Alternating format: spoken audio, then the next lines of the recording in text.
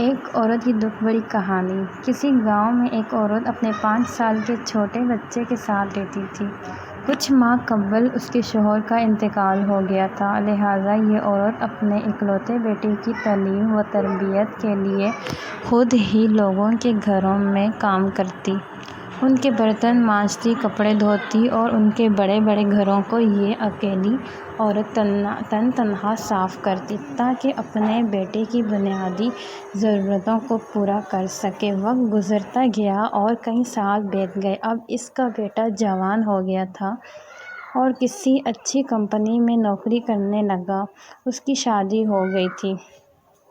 اور ایک پیارا سا بیٹا بھی تھا، اور یہ عورت اب بڑھاپے کی دہلیز پر دستک دے رہی تھی۔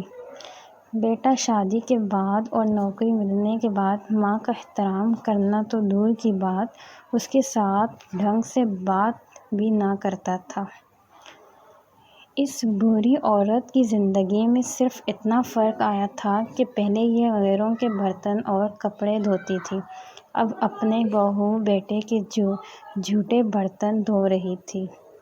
پہلے یہ دوسروں کے گھروں کی صفائی کرتی تھی، اب یہ بہو کے ہوتے ہوئے بھی اپنے گھر کی صفائی کرنے پر مجبور تھی۔ خیر جو بھی تھا، لیکن تھی تو یہ ایک ماں۔ اپنے بیٹے کی خوشی کی خاطر وہ ہر دکھ جھیلنے کو تیار تھی۔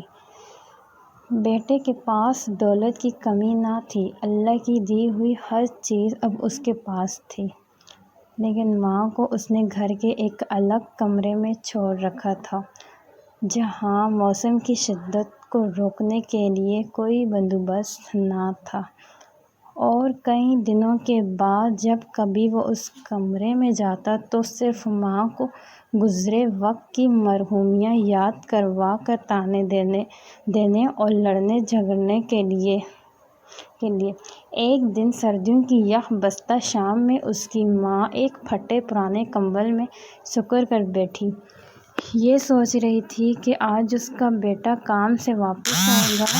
تو وہ اس سے نئے کمبل کا کہے گی، کیونکہ اس کمبل میں اسے بہت سردی لگ رہی تھی اور اب اس کی کمزور ہڈیوں میں اس سردی کو برداشت کرنے کی ہمت نہیں تھی، اور اسے پورا یقین تھا کہ اس کا بیٹا اس کی یہ معمولی سی ضرورت پوری کرنے میں کوئی تامل نہیں کرے گا۔ رات کو بیٹا گھر آیا تو ماں نے بڑے پیار سے اسے نئے کمبل کا کہا تو بیٹا غصے سے بولا،